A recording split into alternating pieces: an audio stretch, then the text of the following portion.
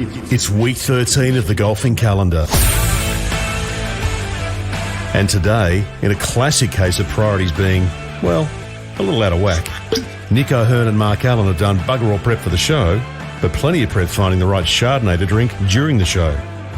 Yeah, this could go pear-shaped. Pear-shaped with hints of citrus and full-bodied flavour, of course. So now, live from the Australian Golf Centre, home of the PGA of Australia and Golf Australia, this is Talk Birdie To Me. Here's Nick O'Hearn and Mark Allen. What are we drinking, buddy?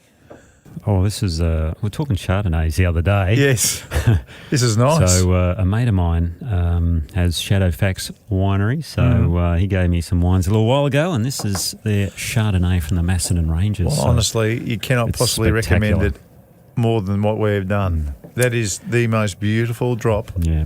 What's it called again? Shadowfax, the Chardonnay. And we'll have to take a photo and tweet it out. Yeah, we will. But, yeah, this is the 19th hole, right? Yeah. Technically. Technically, it's Talk Birdie To Me. Did you play 18 today? Or? No, I didn't, but I'm glad you brought it in. Okay. Good stuff. Let's get going because, you know what? I've seen a little bit of feedback about the match play that they don't like it when there is World Cup style groups before we get into the top 16.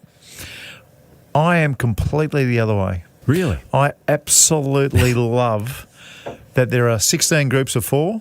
They play a round robin, and then we get into the serious business. And you know why?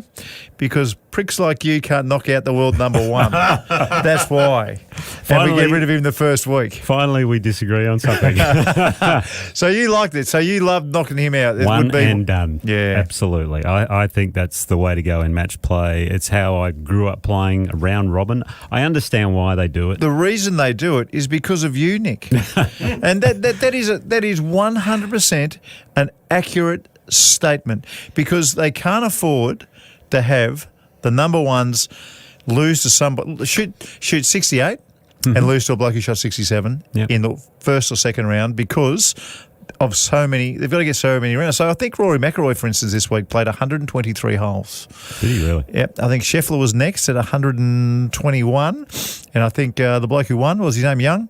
Young played 119 holes. Actually, Sam Burns won. Sam Burns had a win. So there you go. So there is a really good thing there, isn't it? Well, the dream final they wanted was Scheffler McIlroy, and I didn't even really know who got to the consolation. Final. Well, Burns and Young are very I mean, they're some great players, by the way. Young almost won the Open last year, but if you look at the updated world rankings, Scheffler is 1, McIlroy 2, so they played the consolation final. And the problem, it was a great week of match play. I think there's some outstanding matches. You know, we saw Rory McIlroy drive the green on 18. Incredible. That was an amazing tee shot. To 4 feet. Jason Day went 3-0. In the group stage. Lucas Herbert. Standing golf. Lucas Herbert went 3-0. That's torture, by the way. Can we talk about just Lucas Herbert just for 1 second? What did he shoot? 85, 89 or something at the Players' Championship? So 1 week earlier, he's in darker spot really, probably emotionally and with confidence that he'd ever been in, and comes out and goes 1, 2, 3 and wins every match. I was listening on Saturday morning. I was driving to the Gambie and I had PGA Tour radio on. Oh, yeah. And I listened. You love that, don't you? I do. I really enjoy it. So if you don't know what we're talking, if you're new to the podcast, you go to the PGA app and you click on video, and then when that page comes up, there's an audio thing. You click on audio, you put it through the car, and it's some of the best golf commentary you'll ever hear. And you don't really need the pictures if you're driving around. Anyway, I got in the car just as Lucas Herbert was lining up an eagle putt to go 3-0, and he holed it. And I was punching the air for him because that's a big deal. To shoot a couple of scores in the 80s and really have the tail between the legs, and then come out to a tournament like a WGC and win 1, 2, 3. Got beaten by McIlroy, but still monstrous. Well, he's played the perfect format after shooting 89 or 85 or whatever he shot, because match play, the scores don't really matter. You know, you said earlier that you can shoot 68 and get beaten. You could shoot 78 and win. I mean, it happened to me in one of my matches back in the day. But I feel for Lucas because he got beaten by Rory in the round of 16. If he wins that match, I think that gets him into the Masters because he finishes 51 in the world after this week. And top 50, this is the cutoff, gets you in the Masters in 2 weeks' time. That's brutal. I see Minwoo Lee got in. Yes. He got into the top 50 in the world. Yeah, I put that on our WhatsApp earlier in the week. He's number 47, so he's done really well. Jason Day, what an effort from him, by the way. So start of the year, he's ranked 115 in the world, starting the year. And now he's number 33. He moved from 37 to 33 after the match play, but he's played 7 events, hasn't finished outside top 20, 5 top 10s. Unbelievable. What a great effort. And he's got to be one of the favourites because his history there, he had a second there in 2011, third in 2013 when Scotty won. Both chances to win. Yep. And then he was tied for 5th, I think, in 2019 when Tiger won. So he's playing some outstanding golf. So you say he's one of the favourites. But what people want to know is, can he win? If he finds himself after 3 rounds in the last group with someone like Scotty Scheffler or John Rahm or Rory McIlroy trying to complete his career Grand Slam. So before you go on, if Jason Day was out of those 3, he would love to be playing with McIlroy because there's a lot of pressure on him to win this golf tournament. Scheffler, he's the last person you want to play with because he won last year. He's obviously number 1 in And Rahm, well, you got a chance against him because he's never won the Masters, and it's a big deal because he's chasing, history of Seve and Jose Maria as well. Olazabal, there's other Spaniards that have won there. So keep his entire career in mind. He's got to world number 1 and then drifted away, changed his swing. We've seen the comeback this year. All the top 10s in a row, great performance at the match play. If he finds himself in that situation with one of those 3, is he mentally, we know physically is he mentally capable of winning? Absolutely. Yeah, me too. As a former number 1, you've been there, you've done it. He's won a major. He won the PGA at Whistling Straits. Yep. He's got good history there. Obviously, he hasn't worn the green jacket, but he's in a great space right now. And I think there's almost no pressure on him, I don't think, because he's just playing solid golf, playing well. There's no expectation for him to win, but if he gets the chance, I'm really hoping he grasps it. And he's one of the best putters in the world, and you have to be a great putter around there unless you... Well, as I said before, I think Bubba Watson has won the Masters and he's not a great putter, but when you can hit all the par 5s in 2 and maybe some of the par 4s in 1, that certainly helps around there. Tell me about this, please, because I've seen so many people, so many good players in that situation where they find themselves in the last group and they stand on that first tee in round 4 with the expectation and the 10-3 hit off time and they hit it into the media centre. Hello, Stuart Appleby. So I remember Apps did that. And you've seen so many players, Retief Goosen, snap hook it off the first, and you've seen all that sort of stuff. Would it be as simple to say that if Jason does find himself in that situation, if he hits the fairway and then just hits the green and just 2 putts, that's huge. Then he's away. Yeah. Well, the hardest walk on that golf course, they talk about the elevation and how hard it is to walk, the golf course. And the hardest walk is from the practice green to the first tee. Why is that? The pressure. You can feel the atmosphere. It is absolutely electric. One of the most nervous times in my career was walking from... It's only a 10-yard walk, by the way. It's not very far. But it's like Moses parting the Red Sea. The gallery moves. Yeah. You go up there and they hand you your card and it's 4 please... Nick O'Hearn on the tee or whatever they used to call it. It's something very simple. Nick O'Hearn driving. There's something very, very simple in that regard. But just the history of that place, everyone's watching, all eyes are on you. And if you ever do go, you got to see the opening tee shots on Thursday. Yeah, beautiful. Actually, we should find out. I wonder who's doing that this year because it's got to be Nicholas, player. And is it Watson now? I think Sorensen's involved. Oh, she was last year, yeah. Really? I think Annika Sörenstam. Well, because she was because of what's happened with the ladies amateur, they've done it. Okay. And to bring her in and for her to hit a shot. Now I don't know whether that's something new and she's going to be there every year. I think she should be. I mean, to me, she's the best. She's the best woman player we've ever seen. And the record speaks for itself. Yeah. Yep, I think she's number 1. But I think she's perfect because she's young, she's full of life. If you're trying to get more people to play the game and more females to play the game, seeing Annika Sörenstam hitting off the first with, who's going to be there? Jack? Yep. Tom Watson? Gary. Gary and Annika. I don't think Gary's son will be there anymore, by the way, caddying for him.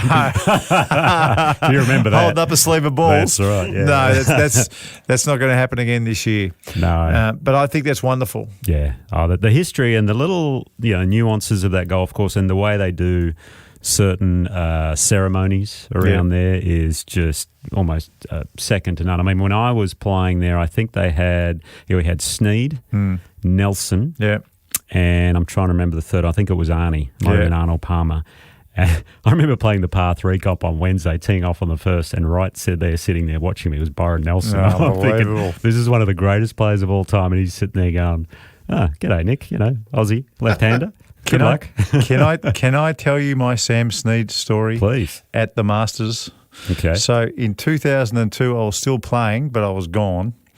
And I was working at that stage at 3AW, and the boss of Channel 7 or Channel 9 at the time, Ian Johnson, who just passed away recently, he listened to 3AW, and I got a phone call, could you go to the Masters? And I said, yeah, that'd be great. I'd love to go. Yeah, I'd love to go to the Masters. And he goes, well, we really want you to take over and be the commentator. You'd never been? Never been, not in 2002. In the end, I had a business where we used to take people. I've been about 14 times since. Right. So this is my first trip. I get there and because I'm a commentator, I get taken to these beautiful places. One day I was in there and Jim Nance was practicing. And Jim Nance doesn't read off an auto cue. It was amazing. I was in this room and Jim Nance gets someone to speak and then he just copies what they say. Really? So I'll do it with you. Okay, I'll do it with you. Sure. So you're Jim Nance, and I'm his. Let's call him the copy boy. Okay.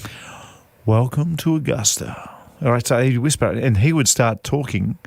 Just before copying exactly. Just copying it. Wow. And it was amazing to be in there. And next time you listen to Jim Nance at the Masters doing this, you'll notice it. It's so slow. Yeah. And the gaps are so big, and the sentences are quite short. Well, his opening sounds majestic because he's not reading. It's just beautiful. And what's his famous opening? Hello, friends. Whatever it is. Yeah. Very good. Anyway, so they take me in there. I'm getting a tour from this guy who's going to help me with the media all week, and he's about to give me my pass so I can go stand behind the tree and interview all the players and blah, blah, blah, blah, blah. He goes, would you like to go in the clubhouse? I'm going, yeah, I would love to go in the clubhouse. Thank you. This would be great. So in we go. And he goes, have you ever met Sam Snead? And I said, no, I have not met Sam Snead. And he goes, well, listen, he's just done the ceremony for hitting off, and he should be in the bar because he spends most of the morning in the bar. So I'm going, this is unbelievable. I'm going to meet Sam Snead for the first time ever. Yep. So in we go. And he taps Mr. Snead. He goes, Mr. Snead, I'd like you to meet this young man from Australia who's doing the broadcast back to Channel 9. And Sam Snead turns around. He's still got his hat on. And I've put my hand out to shake hands. And he's put his hand out. He's spun on this spinning chair and fell off his chair onto the ground. So instead of me had my hand out like this to shake his hand, my hand's gone down to help him pick him up off the ground. So I'm picking up Sam Snead off the ground. Dear. Anyway, we all had a beautiful laugh about it. But I'll never. He was overwhelmed to meet you, basically. No. He was on about his 15th gin and tonic, and he was drunk. Oh wow. He was drunk. Oh, that's classic. The great Sam Snead. Yep. Bit like we're going to be if we keep on going with this Chardonnay, which is really, going really down quite nice. easily, I must admit. I can't wait for the Masters. I really can't. I'm the same every year. I'm a kid in a dollar store. I'm glad that Min Woo Lee's playing. I'm glad that Jason Day's playing well. Adam Scott could be interesting to see what he does. But I'm also very, very much looking forward to Bosio, our girl who's playing in the amateur as well. Yes, Justice. Justice is playing in the amateur beforehand, so they play 3 times, 3 rounds, and then the last round is at Augusta. How good. Imagine if an Australian woman won that championship. That would be... Well, I want to ask you, how big a news would that be? Would that be front page on every paper, or would that be back page? It should be. It should be back page. It should be back page on every single paper in the country if that happens. Because it's historic that they're letting, obviously, the women play. They're given the history of the club and everything like that, and they do have female members now, which is fantastic. But The other thing is, this is quite Harrison Crowe, amateur, is playing as well. Yes. Harrison, and will he stay in the crow's nest? Because that's right. Pardon the pun, right? So, which is the room up top of the clubhouse for all the amateurs. And then the other one, which I'm really looking forward to obviously playing, is Cameron Smith. Yeah. Who, at number 5, still in he hasn't played a world ranking event in how long, I don't know. Form hasn't been great, but I want to see how he's going to go because preparation hasn't been ideal. Unfortunately, the next live golf event the week before the Masters is in Orlando, where they're playing on Bermuda greens, Bermuda grass, just the worst preparation ever. But I'm sure he'll have his ducks in a row, and hopefully he'll put up an outstanding effort there. What's the guarantee for getting as many people watching around the world as possible? Is it as simple as this? John Rahm and DJ in the last group. Ooh. Rory McIlroy and let's say Bryson. Patrick Reed. Oh, Patrick Reed. Thank you. So we got Rory and Patrick in the second to last group. And then you got Scheffler and Brooks Koepka in the third last group. So you've actually got live golfers in. Could you imagine no one in the world would watch golf? That would be the biggest audience golf had ever played in front of if that somehow played out.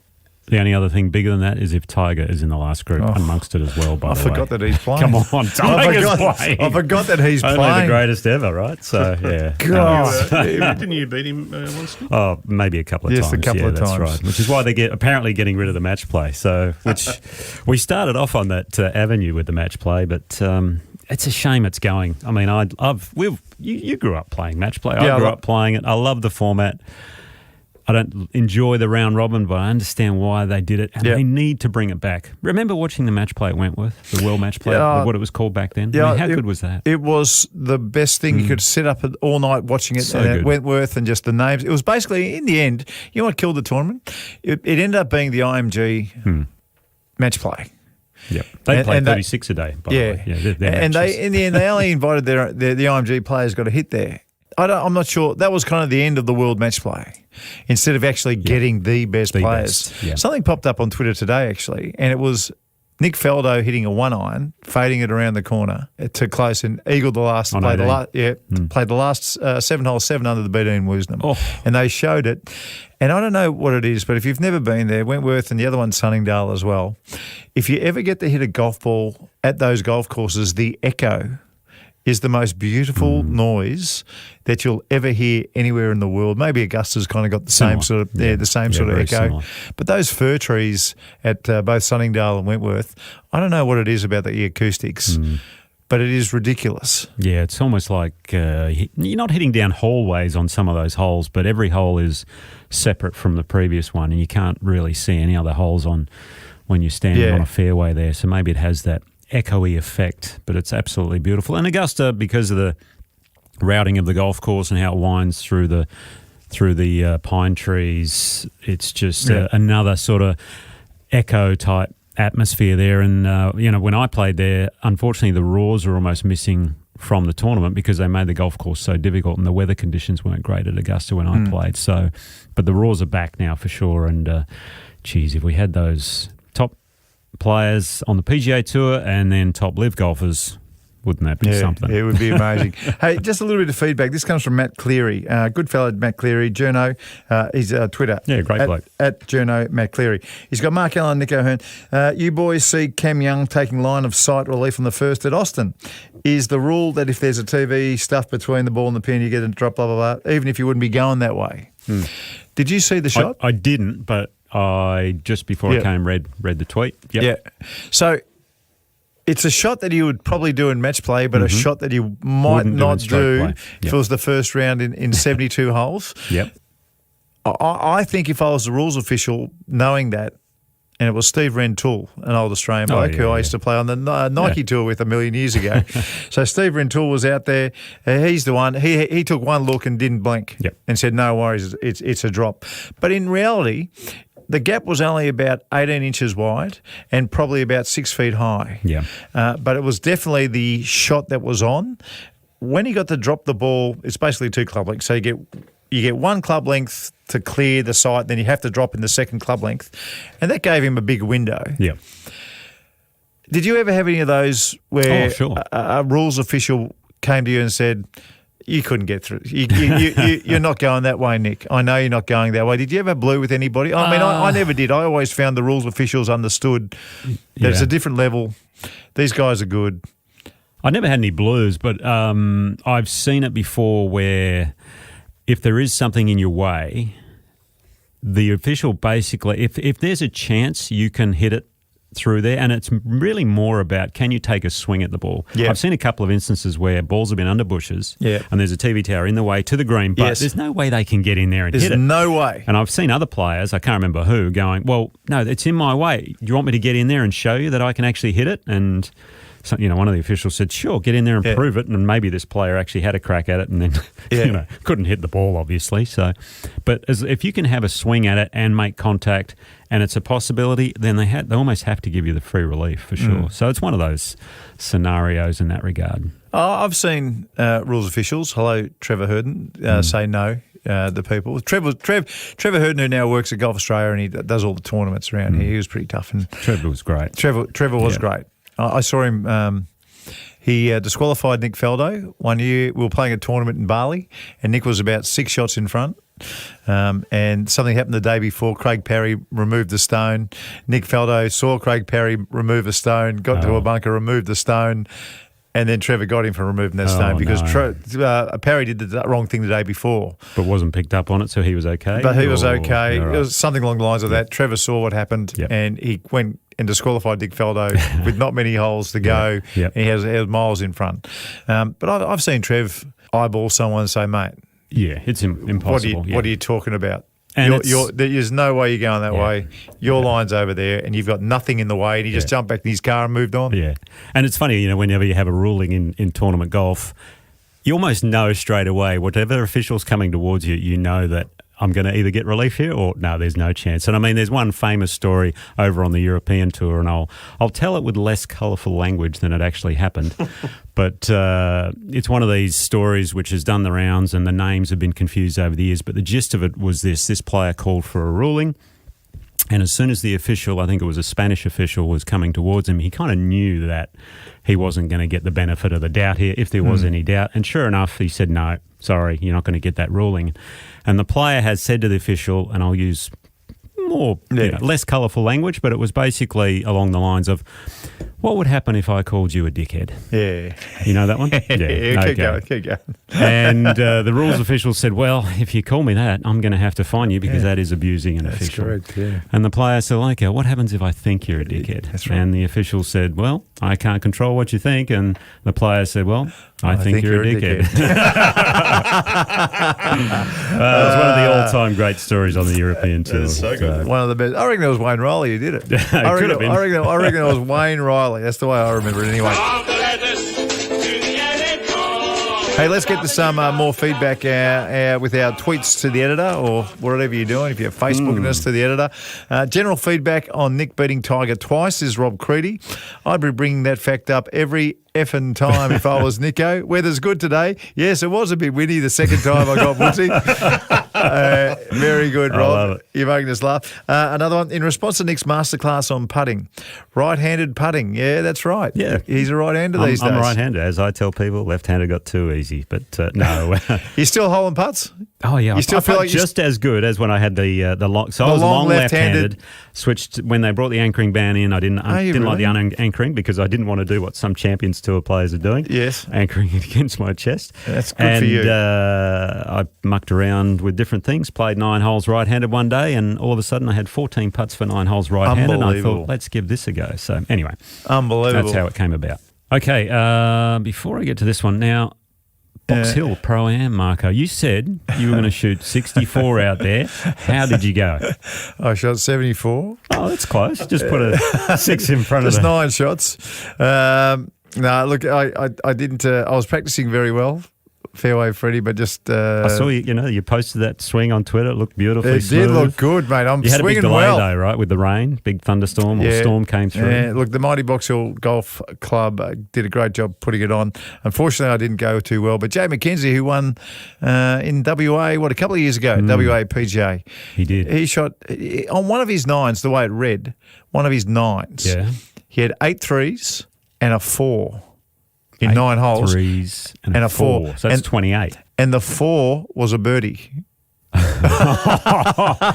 thought you were going to say a par for a second the 4 here. was That's a incredible. birdie. Oh. And he started his day with 5 birdies in a row. So that gets you rolling. How good. That gets you rolling. Well, some of the feedback we got was on Jay McKenzie winning Box Hill, by the way. Yeah. Lee Datson, he said, must have got you, Marco, on a countback. Not quite. And Matt Kavanagh, it's amazing how much talent this guy must have to shoot 61. All the best to him moving forward. And Jay has a lot of... He plays with no glove, I believe. Plays with no glove. Unusual character. Pretty relaxed, isn't he? Very too relaxed for a pro. You know, we're normally a little bit uptight. He's hard not. to get a lot out of him. Impossible to get anything out of him. Yeah. You were doing the presentations, weren't you? How was the interview there? I was asking the questions and giving the answers. Look, he wasn't too bad. But I will say this. You know, the greens were perfect before the downpour. The downpour came and the greens were not perfect.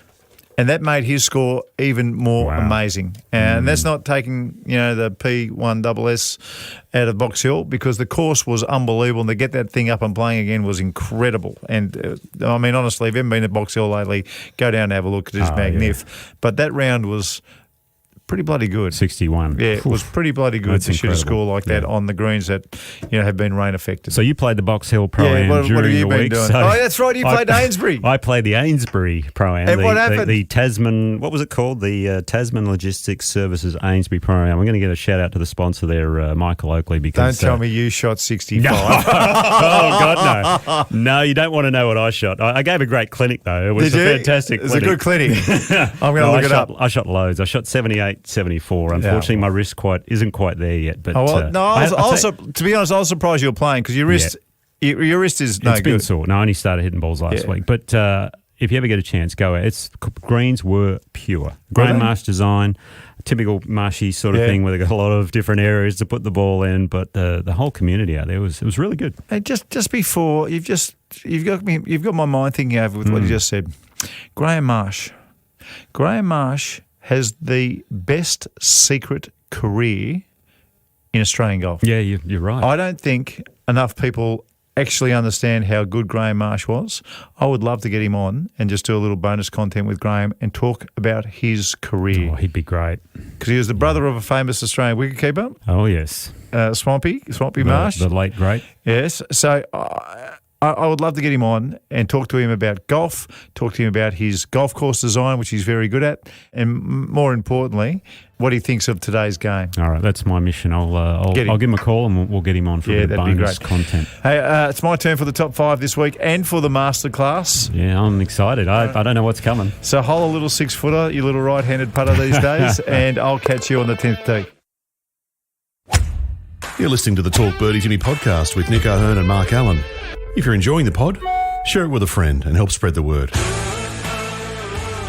So, what do you have, a little sausage roll or a chicken sandwich? What did you get there at the halfway house? A nice little wrap, but I've also just refilled my glass as well. So okay, so what we it's easy to do. Yeah. Just say the name of that Shadowfax again. Shadowfax Chardonnay. Fantastic drop. So we got the top 5, which is my top 5. We've got the results, which you're the boss of the results. Yes. And I love the results because it's great to find out what our Australian kids have been doing. Mm-hmm. And then I've got a masterclass as well. So that's all coming up very, very soon. The top 5 things amateurs do wrong trying to copy the pros on TV. Well, the list could be endless. Honestly, Honestly, top 10, do we? I'll play with anyone at my home club. I put my name down. I just play with anybody, and it is incredible to watch some of the crazy stuff that I see. And I know the only place they could have possibly got it is what they've seen on TV. Yep. So, number 5. Okay. If you're taking the pin out these days when you're chipping in the hope that you're going to chip the ball in, what the hell are you doing? One experiment after another has been done. Dave Peltz has done 1,000 of them. Leaving the pin in helps the ball go into the hole. So I get it, the pros, you see them take it out because they want to just signal that they want the highlight. But you don't have to do it. Do you do it? No, I used to. I still do it. I used to because it was a mental thing. Okay, yes, come on. It really locks you in. I'm locked into doing it. for most amateur golfers out there is no leave the pin in. There is Good no. call. It's leaving the pin in is going to help you. You can't chip in the first place. Just leave it in. Number 4, trying to hit the ball high with club head speed of around 95 miles per hour. You can't do it. My you club can. It's called a sky. Stop trying to hit the ball high. If you have a problem and you're always on the back foot when you swing the club, I guarantee it's because you are trying to hit the ball high. Yep. Just be a low ball hitter. I mean, if you want to hit the ball a little bit high every once in a while, I get it. But if you're trying to hit high shots all the time, there is not one good player in the world who is trying to hit the ball high all the time. Yep. So please stop it. No, I agree with that. And especially short game chipping and things like that, when they try and elevate the ball, let the club do the work. Yeah. Don't try and hit it high. Just don't do it. Number 3, plum bobbing. And by the way, Graham Marshall, we spoke about before, was the master of plum bobbing. But I'm telling you, plum bobbing, we will. Plum bobbing does not work. Plum bobbing is a myth. Plum bobbing was invented to slow your heart rate down, not to read a green. I'm absolutely sure that's all it did. Who's Allenby? He's the last one, I reckon. Allenby did it. Yeah, Allenby was a plum bobber. Remember the young kid at the TPS Sydney? He was doing the from line, St Michael's. The line ball. What do we call it? What do we call plum balling? Plum balling. He was a plum baller. Okay, this is an important one because I see it every once in a while, and it's annoying. An amateur player hits a bunker shot, and he hits it somewhere kind of close. And you know what he does? He slows down the entire field by insisting he has to mark the ball because he doesn't want to be accused of backstopping. Yep. Now listen, if you hit the ball to 8 feet, you don't have to slow everybody down. If you hit the ball to 4 feet, you don't have to slow everybody down. Yep. Particularly if you're playing with people who don't know what they're doing, because honestly, it doesn't affect anybody. Well, I don't know if did you see the end of the LPGA event? No. By the way? Okay. What happened?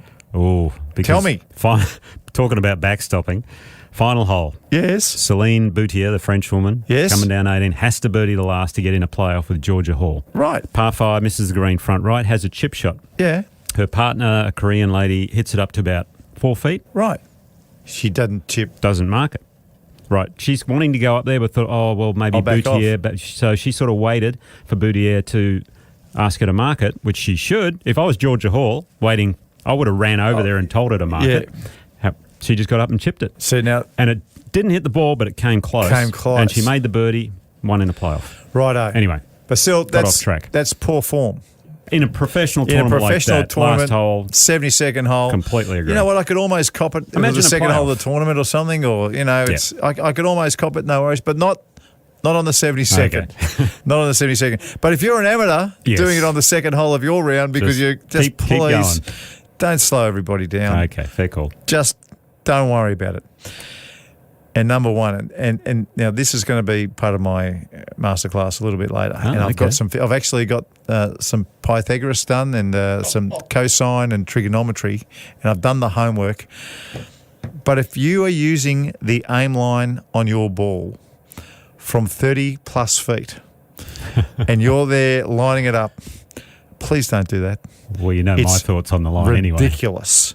And I'll explain a little bit later in the masterclass why it is so ridiculous. I've done the math. Okay, anyway, good. There's I'm looking forward to hearing about that. Yeah, all right, good. Okay, one thing that does bother me with social golfers, amateur golfers, is after watching the pros take about 2.5 minutes to line up a putt, and then they feel that they need to do that as well. That drives me nuts. Mate. All you need to do when you read a putt is look from behind and then walk to the low side, look from the low side. Correct. If you want to walk around the back, that's fine, but don't do it 3 times. And then if you have a line on your ball, don't remark it and 14 times trying to get the line straight, because it just drives me nuts. Very good. One side only. I used to always just go to the left side. Oh, see, that's interesting. Low side. I maybe should do that. Yes. Because my entire career, I always just went to the left. Okay. Here's a little tip all the for you, time. Mark. So in the end, you get quite good at reading it from one side. Sure. But the low side, however, I don't mind, yeah. And the reason being is if you read a book, do you tilt the book towards you or away? No, you tilt it away. Then you're on the high side. You can't see much. You tilt it towards you, well, then all of a sudden you're on the low side. You see everything. If I could you're learning. Turn back time. All right, very good. Let's get to the results. And this is, mate, I'm just throwing the microphone in your direction just here. throw it over to me. Right. So the obvious one with the PGA Tour match play, Sam Burns defeated Cameron Young.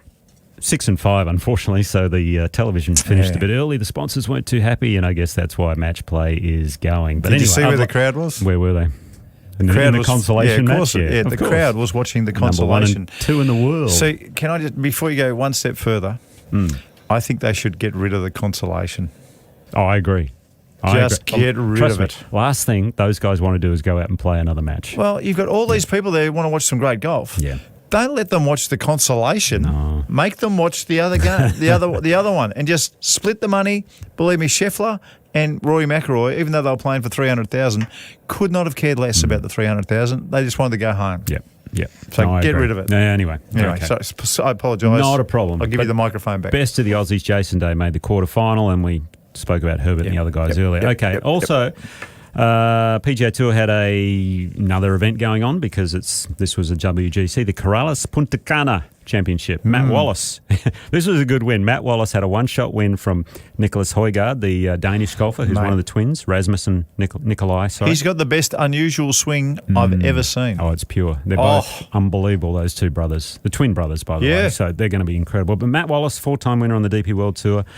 I don't know if you saw last week at Valspar where he had the argument with his caddy. Yes. His French caddy, Hidden Samuel off Bernard. A cart path for some reason. Gave it to his French caddy. He had a tight 7 there, did well. Yeah. And then the previous week, so in the... Players' Championship? Yes, in the Players' Championship. During the interview after he won this tournament, by the way, the Punta Cana Championship, he spoke about at the Players how he had 145 shots, missed cut by 1. And 2 of those shots, he spoke nicely to himself. Positive. So his positive self-talk was disgraceful for 145 shots. 143 out of 145. So it was a great effort for him because he is renowned for being a bit of a hothead, you could say. But anyway, great win for Matt Wallace. Aaron Baddeley, best of the Aussies, tied 46. So not a great week for the Aussies there. Asian Tour. Travis Smythe secured an open berth. Roy. So it was the tournament in Hong Kong where a Hong Kong golfer for the first time won on the Asian Tour. Won the Hong Kong, it was brilliant. World City Championship it was called. It was fantastic. However, Travis Smythe, he gets a spot into the Open, which is brilliant. His first major that he's ever going to play at Royal Liverpool this year. Yep. He's also doing well on the Order of Merit over there. I spoke about the LPGA where Celine Boutier defeated Georgia Hall. With a bit of backstopping going on, but she didn't hit the ball, so that's okay. And she became, this American term, the winningest French woman on that LPGA That is tour. correct, an outstanding player. And on the Ep7 Tour, Gabby Ruffles, massive chance to go back-to-back wins. Oh, you're kidding? No, she was one shot behind playing the final round. Unfortunately, shot her 2 over past 74. Where'd you finish? It's still top 10, I think, and it was won by Miranda Wang, but she is number 1 on the money list over there, so really making great strides to get her LPGA card for next year.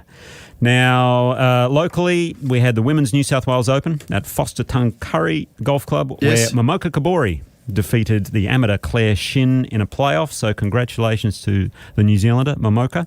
Yep. We've seen her on some of the TPS events. Really fine young player, which is great. And then this coming week, you and I, we're commentating the National, the final event on the PGA Tour of Australasia, which is going to be big. And we've got Stacey on, Stacey Keating. Stacey's going to be with us. She's doing the fairways, and Ewan Porter's in the commentary box with you and I. Is he really? Yeah, that's I didn't know they flipped it. I don't know why they flipped it, but it's flipped. Sounds great. But Dave Micheluzzi has already won the Order of Merit, which is great. Top 3. Excuse me, just on Micheluzzi. Okay. David, could you please pick up the phone? I've sent a couple of messages. I've called you. I'm trying everything I possibly can. Golf Australia wants us to interview you.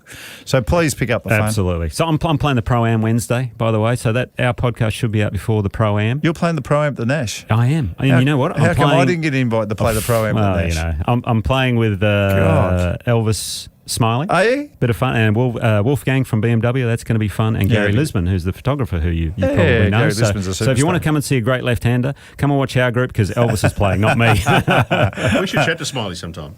We will. Yeah, we'll get Elvis on definitely. No, he's got a big career. He's got cleats on the bag too, so I'm going to be fascinated. Get into him about what happened at 13th Beach Place. At the Vic Open, yeah. Goodness okay. I will. What a call that was. Anyway, it's on Fox and KO Sports. Okay, time for the masterclass.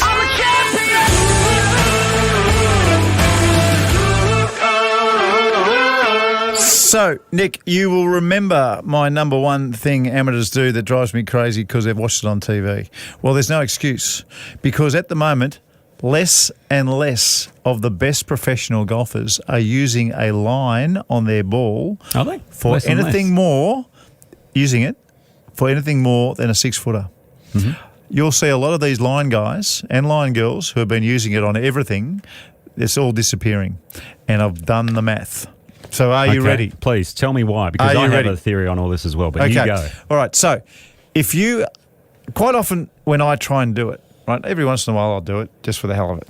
And I'll line it up and I'll get over it and I'll go, that is nowhere near where I want to go. And that is just my feel because of the practicing. Speed. Whatever it might be.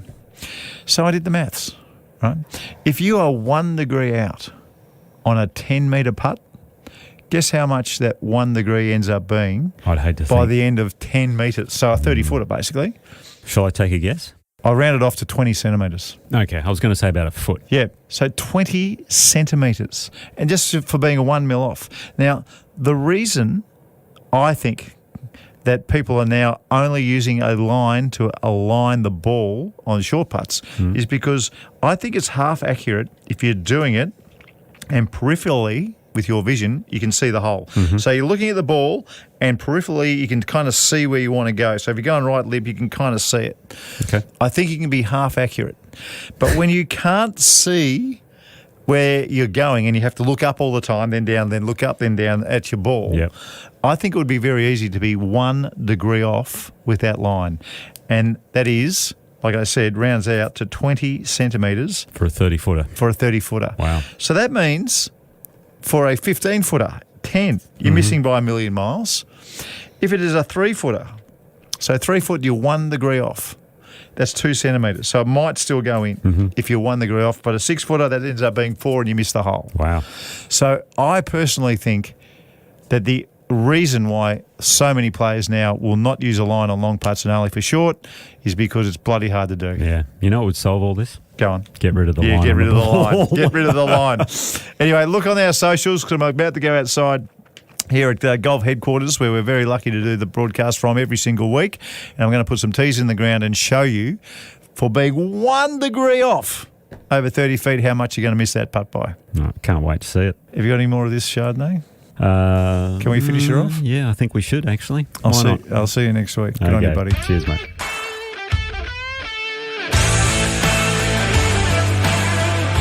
Great show, guys. A big week in golf and an even bigger one coming up. Wherever you listen to your podcasts, if you could rate us and give the podcast a review, the way the podcast world works is the more people who do that, the more people get to hear the podcast, which would be great. We're back next week live from the Australian Golf Centre, home of the PGA of Australia and Golf Australia. Talk Birdie To Me's executive producer is Dan Bradley from Kaizen Media. Sound design by Daryl Misson of loudzebra.com. Have you got Mika's number? Because I don't want to call him again. You give him a bell. I'll give him a buzz. Okay. And let's see if we can get him. All right. Because we got to pin him down. Okay. Well, Come on, mate. it's Pick up ringing. the phone.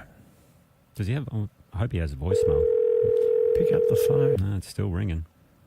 I'll tell you what, I might have to open another bottle.